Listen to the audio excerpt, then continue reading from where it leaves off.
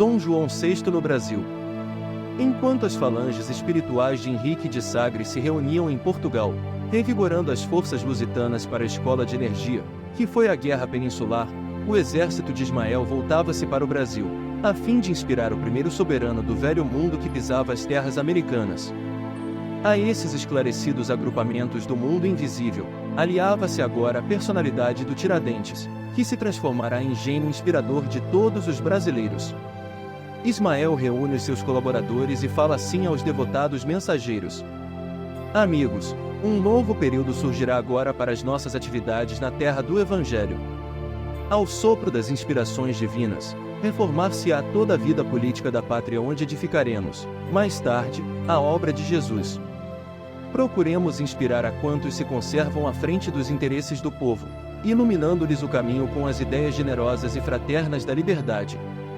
Sobre os nossos esforços há de pairar a direção do Senhor, que se desvela amorosamente pelo cultivo da árvore sagrada dos ensinamentos, transplantada da Palestina para o coração do Brasil.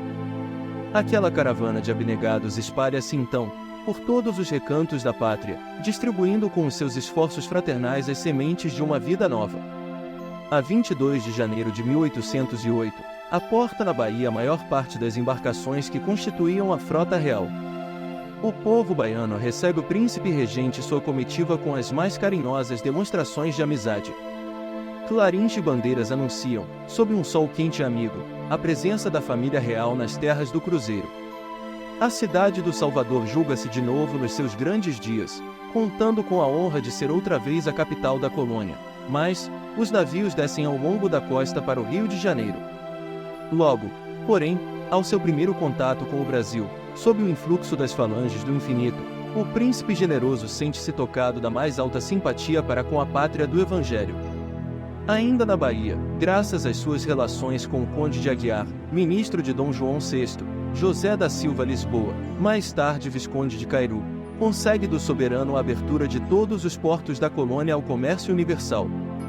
E nota-se que semelhante providência, a base primordial da autonomia brasileira, teve seus antecedentes, indiscutivelmente, na atuação das forças espirituais que presidiam aos movimentos iniciais da emancipação, porque, na Convenção Secreta de Londres, em 22 de outubro de 1807, um dos pontos essenciais que deveriam ser observados, em troca da proteção de Jorge III à Casa de Bragança, no sentido de sua fuga para a colônia distante, era o da abertura dos portos do Brasil à livre concorrência da Inglaterra, reservando-se tal direito somente aos interesses britânicos.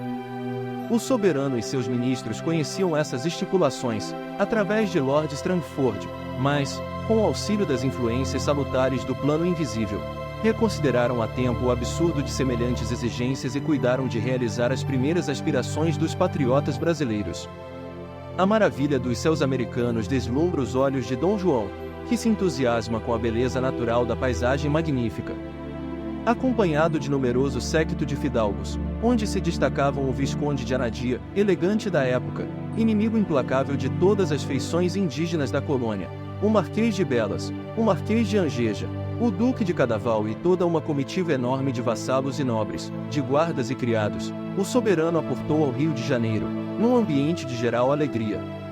Nos seus novos passos, sentia-se o rei confortado e satisfeito com a magnificência do panorama e com a fartura da terra. Apenas Dona Carlota Joaquina, com a sua educação deficiente, a sua megalomania e apego aos prazeres requintados da época, não se conformava com a situação, protestando contra todos os elementos, demonstrando aridez de espírito e lamentável agressividade. As caravanas do infinito não descansaram junto das autoridades supremas da política administrativa. Todas as possibilidades foram aproveitadas pela sua operosidade infatigável.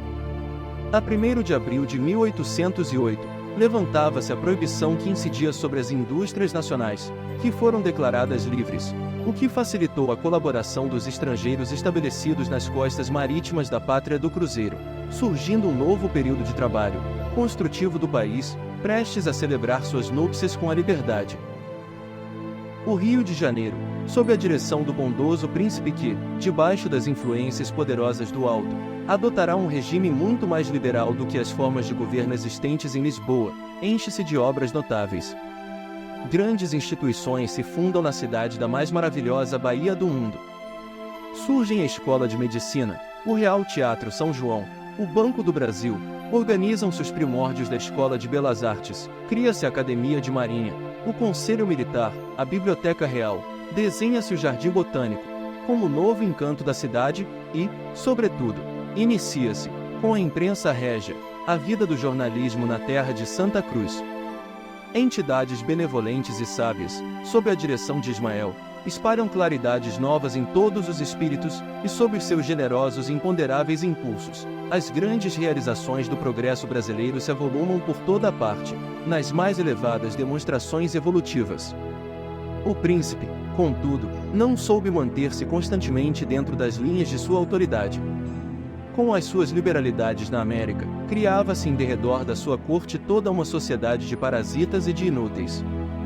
Os reineis abastados do Rio de Janeiro e das outras grandes cidades coloniais receberam títulos e condecorações de toda a natureza. As cartas honoríficas eram expedidas quase que diariamente. Por toda parte, havia comendadores da Ordem do Cristo e cavaleiros de São Tiago, dando lugar a um grande menosprezo pelas instituições. Os nobres da época eram os novos ricos do mundo moderno. Conquistados os títulos, sentiam-se no direito de viver colados ao orçamento da despesa, apodrecendo longe do trabalho. Só os gastos da dispensa da corte, dos quais vivia a multidão dos criados, no Rio de Janeiro, ao tempo de Dom João VI, se aproximavam da respeitável importância de mais de 15.000 contos de réis. O alojamento dos fidalgos e de suas famílias exigiu, por vezes a fio, as mais enérgicas providências da autoridade, no capítulo das expropriações. A chamada Lei das Aposentadorias obrigava todos os inquilinos e proprietários a cederem suas casas de residência aos favoritos e aos fâmulos reais. Bastava que qualquer fidalgote desejasse este ou aquele prédio, para que o juiz aposentador efetuasse a necessária intimação, a fim de que fosse imediatamente desocupado. Ao oficial de justiça, incumbido desse trabalho, bastava escrever na porta de entrada as letras P. R, que se subentendiam por príncipe regente, inscrição que a malícia carioca traduzia como significando, ponha-se na rua. Moreira de Azevedo conta em suas páginas que Agostinho Petra Bittencourt era um dos juízes aposentadores ao tempo de Dom João VI, quando lhe apareceu um fidalgo da corte, exigindo pela segunda vez uma residência confortável, apesar de já se encontrar muito bem instalado. Decorridos alguns dias, o mesmo homem requer a mobília e, daí a algum tempo, solicita escravos. Recebendo a terceira solicitação, o juiz, indignado com os excessos da corte do Rio, exclama para a esposa, gritando para um dos apartamentos da casa: "Prepare-se, dona Joaquina, porque por pouco tempo poderemos estar juntos." E, indicando a mulher, que viera correndo atender ao chamado, o fidalgo que ali esperava a decisão, concluiu com ironia: "Este senhor já por 2 vezes exigiu casa, depois pediu-me mobília e agora vem pedir criados. Dentro em breve, desejará também uma mulher e, como não tenho outra senão a senhora, serei forçado a entregá-la." Todavia, a despeito de todos os absurdos e de todos os dispêndios, que seriam de muito excedidos dos odiosos processos revolucionários, caso o país fosse obrigado a exigir pelas armas a sua emancipação, a corte de Dom João VI ia prestar ao Brasil os mais inestimáveis serviços, no capítulo de sua autonomia e de sua liberdade, sem os abusos criminosos das lutas fratricidas. Espero que tenham gostado. Já vai deixando aquele like, curtindo e compartilhando. Até o próximo vídeo.